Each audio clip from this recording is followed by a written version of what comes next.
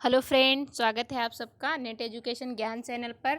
और फ्रेंड्स, अब तक हमने जो वेस्टर्न फिलॉसफी की जितनी भी वीडियो हैं लगभग कंप्लीट कर चुके हैं। और आज हम पढ़ने वाले हैं प्रयोजनवाद के बारे में, जो प्रैग्मेटिज्म है इस दर्शन के बारे में जानते हैं। प्रैग्मेटिज्म क्या है और इसकी शुरुआत किसने की, इसके फाउंडर कौन रहे हैं और किस प्रकार से शिक्षा के क्षेत्र में आया और शिक्षा के क्षेत्र में इसकी क्या उपयोगिता है, और इससे हम अपने जो सामाजिक जीवन है, जो हमारा जीवन है, इस जीवन में हमको इससे क्या शिक्षा मिलेगी। और नेट एजुकेशन ज्ञान चैनल पर आपको नए सिलेबस के अकॉर्डिंग जो यूजीसी नेट का पेपर है उसके अकॉर्डिंग सारी वीडियोस मिलेंगी। तो अगर आपको ये वीडियो पसंद आए तो वीडियो को लाइक कीजिएगा, चैनल को सब्सक्राइब कीजिए। तो पढ़ते हैं प्रयोजनवाद। प्रयोजनवाद जो है ये अंग्रेजी में प्रयुक्त शब्द ग्रीक भाषा का जो प्रयोजनवाद जो है ये प्रैग्मा से बना हुआ है। और ये ग्रीक भाषा का एक शब्द होता है प्रैग्मेटिकोस। प्रैग्मेटिकोस से लिया गया है और इस शब्द का प्रयोग 6वीं शताब्दी ईसा पूर्व में हेराक्लिटस के विचारों में पाया जाता है। माना जाता है कि जो हेराक्लिटस महोदय थे, इन्होंने जो है इस शब्द का सबसे पहले प्रयोग किया था, हेराक्लिटस ने। और वहीं से जो है इस प्रयोजनवाद की शुरुआत हुई और शिक्षा के क्षेत्र में किस प्रकार से प्रभावी हुआ।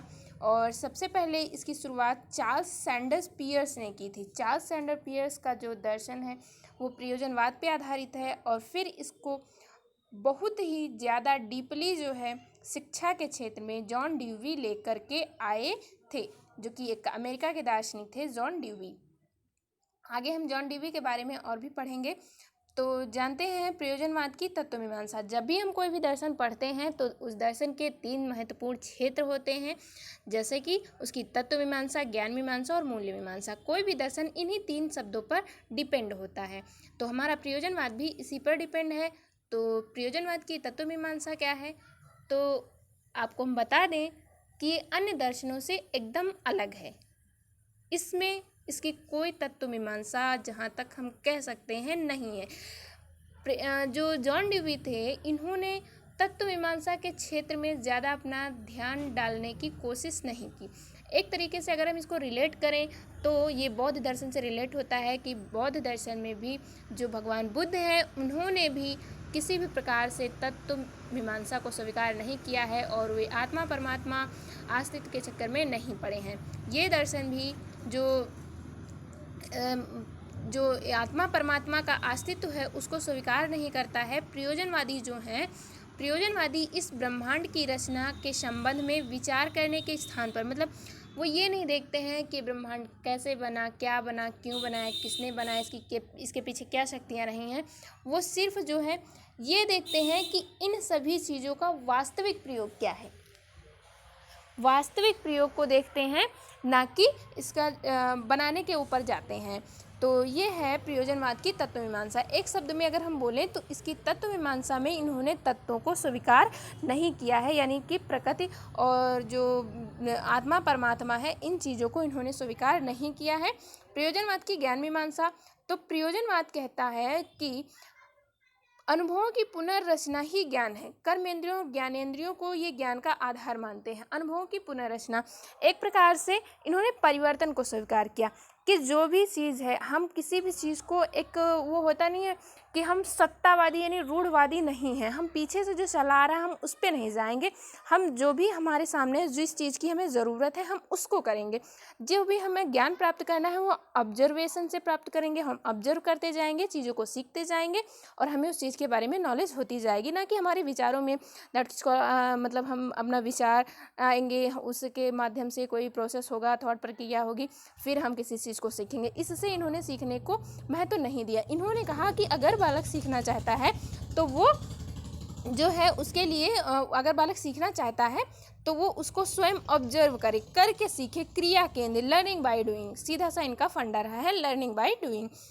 और इसके बाद इनकी मूल्य मीमांसा, तो प्रयोजनवादी निश्चित मूल्यों आदर्शों में विश्वास नहीं करते, यानी कि रूढ़िवादियाँ।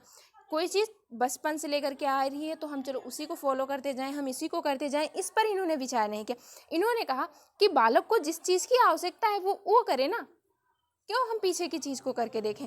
जैसे अगर इस समय हमें भूख लगी है तो हमें खाना खाना हमारे लिए वेरी इंपॉर्टेंट है, हम खाना खाएंगे। ना कि अगर हमसे कोई कह दे कि जा करके आप भजन कीर्तन करो, तो हम भजन कीर्तन उस समय नहीं कर सकते, क्योंकि उस टाइम की जो ज़रूरत है, हमारी जो सबसे एक्चुअल में ज़रूरत है, आवश्यकता है, हम सिर्फ उसको करेंगे। तो एक तरीके से हम कह सकते हैं कि ये वर्तमान को ज़्यादा महत्व देता है, भविष्य में इसका विश्वास नहीं है, भूत में इसका विश्वास नहीं, वर्तमान पर केंद्रित है। और जिस चीज़ की हमें ज़रूरत है हमें वो करना है। एक क्वेश्चन भी आया था यूजीसी नेट में, भूखे भजन ना हो ही गोपाला, ये किस दर्शन से रिलेट करता है? तो ये किस दर्शन से रिलेट करेगा? ये रिलेट करेगा हमारे प्रयोजनवाद से, क्योंकि प्रयोजनवाद ही हमसे कहता है कि हमें जिस चीज़ की प्रेजेंट में हमें ज़रूरत है हम उसको करेंगे। अगर हमें भूख लगी है तो हम खाना खाएंगे, फिर हमारा चाहे जितना भी कोई इम्पोर्टेंट काम हो हम उसको नहीं कर सकते। जिस चीज़ की हमें उस टाइम ज़रूरत है हम वही करेंगे, फिर हम उसके बाद में भजन भी कर सकते हैं। क्योंकि अगर हम भजन करने जाएंगे, भूख में हमारा ध्यान रहेगा, तो हमारा अच्छे से भजन भी नहीं हो पाएगा और हमारी भूख भी शांत नहीं होगी। तो जिस चीज़ की हमें ज़रूरत है, जिससे हमें शांति मिलती है, सुख मिलता है, हम उसको पहले करेंगे। तो ये हो गई इनकी मूल्य मीमांसा। फिर पढ़ते हैं हम, आइए आगे जानते हैं हम और कुछ इसके बारे में, जैसे कि इसकी विशेषताएं। तो इसकी विशेषताओं में ये शाश्वत मूल्यों का बहिष्कार करता है, यानी सत्यम शिवम सुंदरम जैसी किसी भी चीज़ को ये नहीं मानता है, इन चीज़ों के का बहिष्कार करता है। और विचार कहता है कि हमारी क्रिया के अधीन होते हैं। विचार क्या होते हैं? विचार जो हैं ये हमारी क्रिया के अधीन होते हैं, यानी जो हम कर्म करेंगे उसी के अधीन हमारे विचार आएंगे, ना कि जो हम कहें कि हमारे विचार पहले आएंगे फिर क्रिया करेंगे। नहीं, जब हम क्रिया करेंगे फिर हमारे अंदर उसके बारे में आगे की जो थॉट प्रोसेस है वो उत्पन्न होती जाएगी। किसी भी सार्वभौमिक संस्था में इनकी आस्था नहीं है। उपयोगिता के सिद्धांत पर बल, सबसे बड़ी बात इनकी आती है कि उपयोगिता के सिद्धांत पर इन्होंने बल दिया। बालक को वही पढ़ाया जाए, वही सिखाया जाए जो उसके लिए उपयोगी हो। जो उसके लिए उपयोगी नहीं है उसके बारे में पढ़ाना व्यर्थ है। प्रजातंत्र में आस्था, और इन्होंने प्रजातंत्र को महत्व दिया है। प्रयोजनवाद के आधारभूत कुछ सिद्धांत हैं। सॉरी फ्रेंड्स, यहाँ पर हमने इसको हेडलाइन करना भूल गए, ये वाला इसके कुछ सिद्धांत हैं। सत्य का हमेशा परिवर्तनशील होना, इन्होंने कहा सत्य कोई निश्चित नहीं है कि वो हमेशा जो है निश्चित रहेगा, वो हमेशा परिवर्तनशील होता रहता है। जैसे हमारी परिस्थितियाँ बनती हैं वैसे वैसे हमारे जो है थॉट, हमारे विचार, हमारी परिस्थितियाँ और हमारा जो सत्य है वो भी परिवर्तनशील रहता है। इन्होंने उपयोगिता के सिद्धांत का समर्थन किया और सामाजिक प्रथाओं एवं परंपराओं यानी रूढ़िवादियों को किसी भी प्रकार से ये स्वीकार नहीं करते हैं। तो ये हमारे आधारभूत कुछ सिद्धांत और विशेषताएं हो गई। आइए आगे देखते हैं हम प्रयोजनवाद का पाठ्यक्रम। तो प्रयोजनवाद का जो पाठ्यक्रम है ये उपयोगिता पर बल देते हैं, इसीलिए इसके कुछ नाम भी हैं। परिणामवाद, फलनुमेयवाद यानी फल पर आधारित, परिणाम पर आधारित जो दर्शन है, फलवाद भी इसको बोलते हैं और उपयोगितावाद भी इसको कहते हैं। इसलिए पाठ्यक्रम जो भी हम तैयार करेंगे वो पाठ्यक्रम हमारा उपयोगिता पर आधारित होगा और वह प्रक्रिया में विश्वास करता है, नहीं विश्वास करता है, ये परिणाम में विश्वास करता है। प्रोसेस चाहे जैसा हो, परिणाम अच्छा आना चाहिए, ऐसा प्रयोजनवाद का मानना है। फिर पढ़ते हैं प्रयोजनवाद की शिक्षण विधियाँ। तो शिक्षण विधियों में इन्होंने बाल केंद्रित विधि को स्वीकार किया, करके सीखने, लर्निंग बाय डूइंग पर, स्वानुभव द्वारा सीखने की पद्धति, यानी बालक को आप स्वतंत्र छोड़ दीजिए, वो स्वयं करके उस चीज़ को सीख लेगा। सानुबंधता एकीकरण की पद्धति को स्वीकार किया और शिक्षक के बारे में इन्होंने बताया है कि शिक्षक जो है वो बालक का मित्र या पथ प्रदर्शक सलाहकार होना चाहिए, जो उसके क्रिया के अधीन उसको सहायता दे सके और वो उस पर चल सके।